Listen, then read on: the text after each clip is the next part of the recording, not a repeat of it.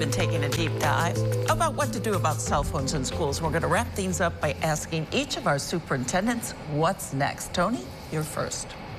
Waiting just a little more guidance from the state as to what the expectations are going to be, and then making sure we get to our community and our staff to talk about what solutions we see based on the guidance that we get. Rob, for you? I think it's the same. We already have some cell phone restrictions in, what that's going to mean for Onondaga Central, and really getting a definition of if it's a ban or more strict regulations than we have now.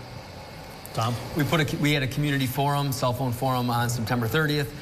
We got great feedback, and then this week we put out 3 different surveys, one to parents and guardians, and then one to staff, and then one to students. So we're already getting hundreds of responses. So we're going to filter through all of that and then be able to put it on our website so that parents can see that, because the goal is that people can see different perspectives, things they didn't see before with a different lens, and now that they're able to look at that to see what we're dealing with. Right now, what's the general consensus been from all of the surveys? Yeah, so among the students, they didn't want to ban at first at all, and now they recognize that there needs to be some type of restrictions. They recognize that.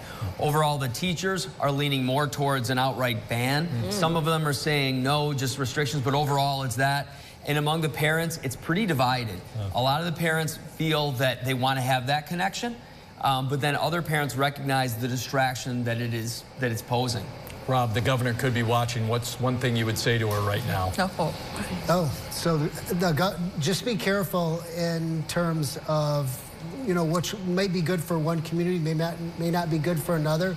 There, like what Onondaga has right now is working well, and but that may not work in another community, and the state legislation may be the power that they need. Tony, I see you shaking your head in agreement.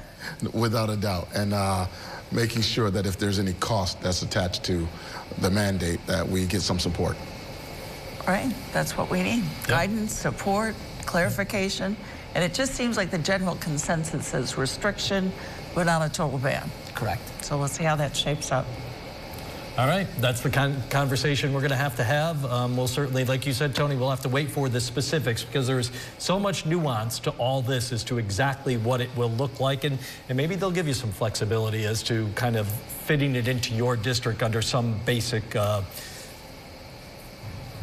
guidelines, I guess, for lack of better words. And of course, we want to thank everyone for watching. We want to thank our superintendents for joining us. And we're not done with the conversation. We would love to hear additional comments from you. We'll take your questions and we'll pass them along to these school superintendents, and we'll try and get some answers to you. So you can email your stories at localesquire.com.